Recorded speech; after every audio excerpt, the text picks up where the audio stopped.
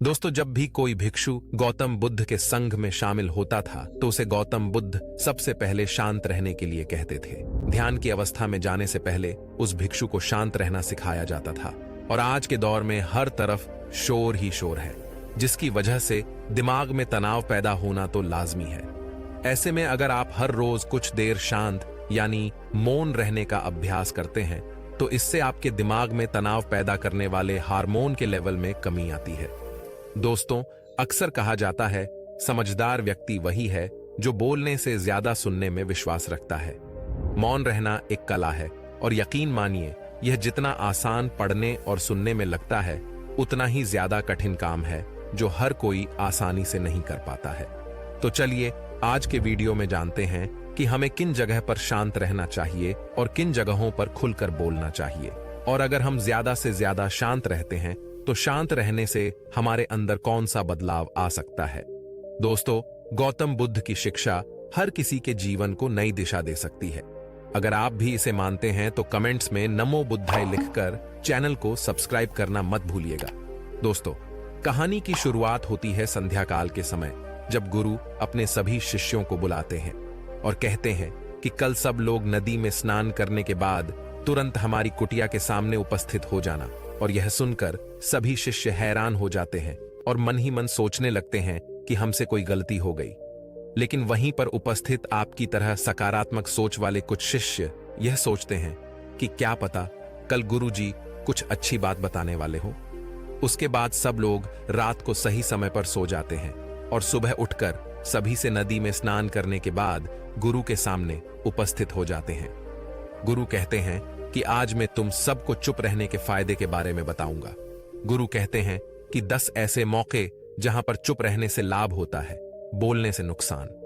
गुरुवर कहते हैं कि आप इन 10 मौकों पर शांत हो गए यानी कि मौन हो गए तो आप जो चाहोगे वही मिल जाएगा। आपकी जिंदगी में चमत्कारिक बदलाव शुरू हो जाएंगे। जरूरत से ज्यादा बोलना या फिर चुप रहना दोनों ही अच्छी बात नहीं है। जैसे जरूरत से ज्यादा बारिश का हो जाना और जरूरत से ज्यादा धूप निकल जाना दोनों ही फसल के लिए हानिकारक होता है, उसी तरह अनावश्यक बोलने से भी काफी नुकसान होता है। आगे गुरु कहते हैं कि पहला ऐसा मौका जहां पर व्यक्ति को चुप रहना चाहिए, बिना तथ्य के न बोलें।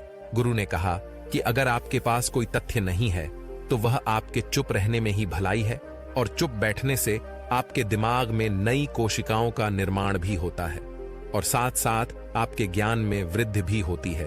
और बोलने में भलाई वहीं पर है जहां पर आपको उस चीज के बारे में पूरा ज्ञान हो। अगर आप बिना तथ्य के कहीं बोलते हैं या फिर बेवजह बोलते हैं तो आपका वहां पर मजाक भी बन सकता है।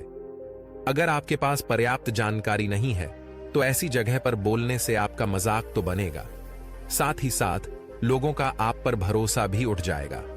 इसलिए ऐसी जगह पर तुम शांत रहो जहां तुम्हें पता ना हो कि हमें क्या बोलना है और क्या नहीं। कई बार कुछ लोग ऐसे होते हैं जो हर जगह पर अपनी उपस्थिति बनाने लगते हैं। उन्हें पता ही नहीं होता कि उन्हें क्या बोलना है, लेकिन फिर भी वे बोलते रहते हैं।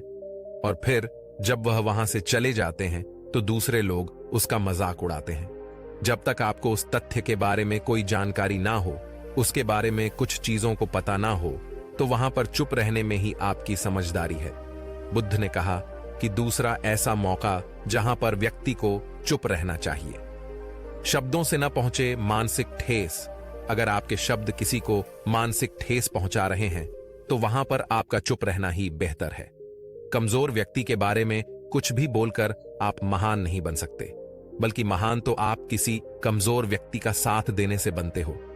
कई बार ऐसा होता है कि कुछ लोग अपने से छोटे व्यक्ति को बुरा भला कहते रहते हैं। सामने वाला व्यक्ति कद से तो बेशक छोटा है, पर वह आपको कुछ नहीं बोलेगा, लेकिन आप उसकी नजरों में गिरते चले जाएंगे। हो सकता है कि कल वह आपसे भी पद में बहुत बड़ा हो जाए, और जब पद में वह आपसे बड़ा हो जाएगा तो आज जो आपका रवैया उसके साथ है, कल उसी का रवैया आपके साथ वैसा ही होगा। आप किसी को नीचा दिखाकर महान नहीं बन सकते हैं।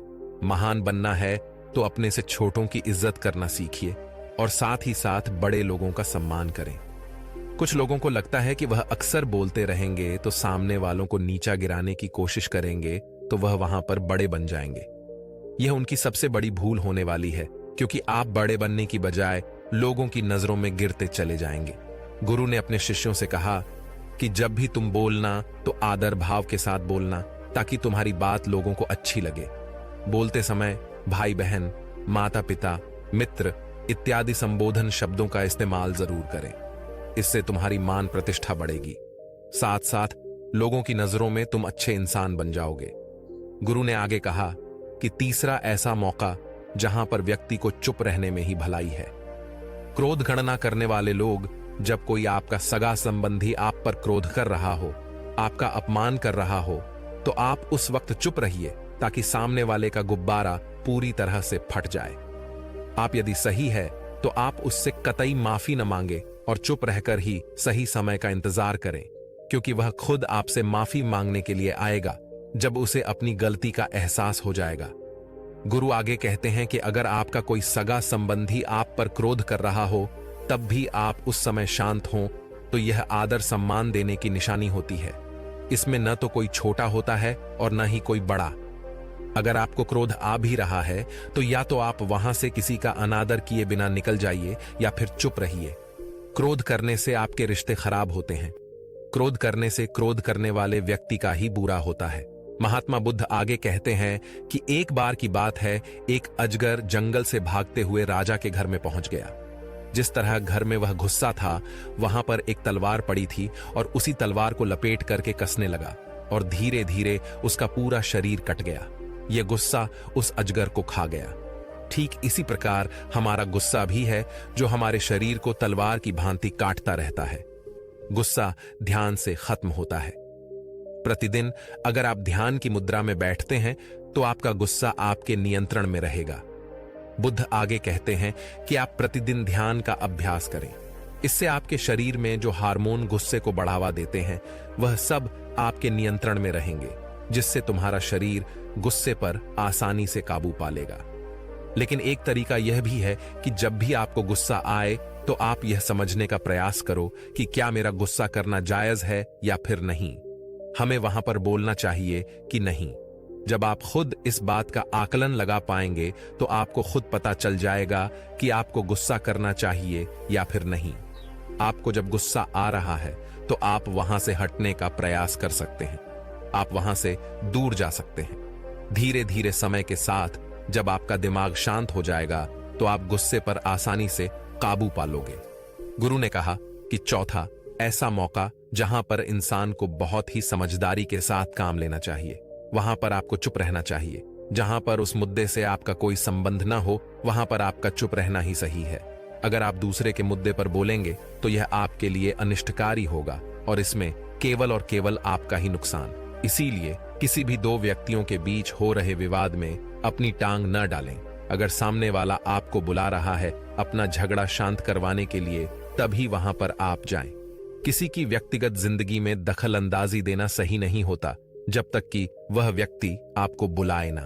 अपने झगड़ों को शांत करवाने के लिए कुछ लोग फालतू में ही दूसरों के विवाद में कूद बढ़ते हैं। इससे उनके मान सम्मान, मर्यादा पर लोग अंगुली उठाने लगते हैं। फिर उसके बाद गुरु कहते हैं कि 10 मौकों में से 5 ऐसे मौके हैं जहां पर बहुत ही समझदारी के साथ चुप रहना चाहिए। आपके शब्दों से किसी मित्र को हानि न पहुंचे। अगर आपके शब्द सामने वाले के परिवार या फिर उसके मित्र की प्रतिष्ठा के बारे में कुछ बुरी झलक दिखा रहे हैं, तो आपको वहां पर चुप रहना चाहिए। किसी के परिवार या फिर मित्र के बारे में बुरा बोलने से केवल आप बुरा बनेंगे तो चीजें आसानी से खत्म की जा सकती हैं। उसे अपने शब्दों से न बढ़ाएं।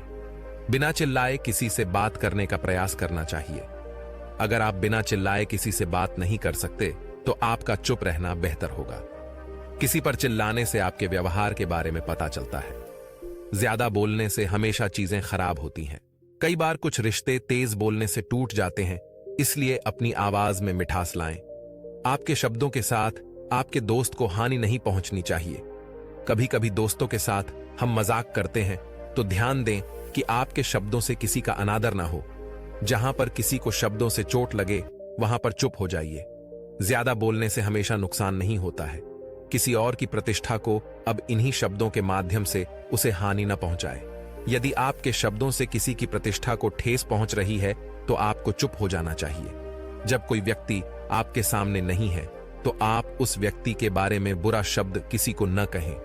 गुरु आगे कहते हैं कि छठा ऐसा मौका जहां पर व्यक्ति को चुप रहना चाहिए, जब कोई व्यक्ति किसी की बुराई कर रहा हो। जब कोई आदमी आपके सामने किसी तीसरे की बुराई कर रहा हो तब आपको चुप रहना चाहिए, बस सुनना चाहिए और वहां पर राय भी व्यक्त नहीं करनी चाहिए, क्योंकि जो आज आपके सामने किसी तीसरे की बुराई कर रहा हो वह कल किसी और के सामने आपकी बुराई कर सकता है। नीतिशास्त्र के अनुसार जो व्यक्ति अपने मुंह को बंद रखता है और बुद्धि से काम करता है वही इंसान समझदार होता है। बिना जरूरत के बोलना, किसी के बारे में किसी के बीच में बोलना, यह गलत बात है। कभी कभी हमारे लिए बुद्धिमानी इसी में होती है कि हमें अपना मुंह ऐसी जगह पर बिल्कुल नहीं खोलना चाहिए। आगे बुद्ध कहते हैं कि 10 मौकों में से 7वां ऐसा मौका है जहां पर व्यक्ति को चुप रहना चाहिए। यदि आपको लगता है कि कोई व्यक्ति आपकी भावना, दुख या परेशानी को नहीं समझ पा रहा या समझने का प्रयास नहीं करता या आपको ध्यान से सुन ही नहीं रहा, तो ऐसे व्यक्ति के सामने आप चुप ही रहिए, क्योंकि ऐसे लोगों को आपकी भावना या दुख से कोई मतलब नहीं होता। ऐसे लोगों को अपना राज बताकर आप बाद में पछताएंगे। इसलिए हर किसी को अपने मन की बात नहीं बतानी चाहिए। अगर आपको लगता है कि सामने वाला आपकी बात को नहीं समझ पा रहा, आपकी भावनाओं को नहीं समझ पा रहा, तो वहां पर आपको बिल्कुल नहीं बोलना चाहिए, क्योंकि बाद में आपका मजाक ही बनने वाला है। जब आपको लगने लगे कि सामने वाला आपकी भावनाओं को ठीक तरीके से समझ पा रहा है, आप जो कह रहे हैं वह उसको ठीक तरह से सुन रहा है, तब भी आप उस व्यक्ति के सामने अपनी मन की बात कहें। गुरु कहते हैं कि 8वां मौका जहां पर आपको चुप रहना चाहिए, जब कोई इंसान अपना दुख आपसे व्यक्त करे। यदि कोई इंसान अपने दुख परेशानी को आपको बता रहा है तो इसका मतलब यही है कि वह आपको अपना समझ रहा है। ऐसे में तुरंत उसको समाधान बताने की बजाय चुप रहकर उसके दुख या समस्या को सुने। क्या समस्या किसी और को न बताई? वह अपनी समस्या इसलिए नहीं बता रहा कि आप उसकी समस्या का समाधान कर देंगे, बल्कि इसलिए भी बता रहा है कि सामने वाला भी उसकी बात को समझ रहा है। कई बार बात बताने से दुख कम हो जाता है। वह आपको अपना दुख इसलिए बता रहा होगा कि उसे लगता है कि आप उसे समझते हैं, क्योंकि दुख बांटने से कम हो जाता है। इसलिए जब कोई व्यक्ति अपना दुख आपसे व्यक्त कर रहा हो तब आप चुप्पी मार करके उसकी बात को बड़े ही ध्यान से सुने, ताकि उसका दुख कम हो जाए, उसका मन हल्का हो जाए, क्योंकि उसके मन में जो भी बातें थीं वह आपको सब बता दिया। गुरु आगे कहते हैं कि 9वीं ऐसी जगह जहां पर आपको चुप रहना चाहिए, जहां पर दुष्ट प्रकृति के लोग रह रहे हों और जहां पर गाली गलौज कर रहे हों, वहां पर आप मत जाइए। ऐसी जगह से आप चुपचाप निकल जाइए, अर्थात अपनी प्रतिक्रिया दिए बिना ही वहां से चले जाइए, क्योंकि जिसकी जुबान खराब होती है, जो दुष्ट प्रकृति के लोग होते हैं, उनको आप ऐसे समय में नहीं समझा सकते जब उनका दिमाग पूरी तरह से शांत हो जाएगा, तभी वह आपकी बात को सुनेंगे। इसलिए जहां पर दुष्ट प्रकृति के लोग रह रहे हों, आपकी बात न मान रहे हो, तो आप वहां पर न बोलिए। गुरु कहते हैं कि 10 ऐसे मौके हैं जहां पर आपको शांत हो जाना चाहिए। अपनी सफलता का राज हर किसी को न बताइए।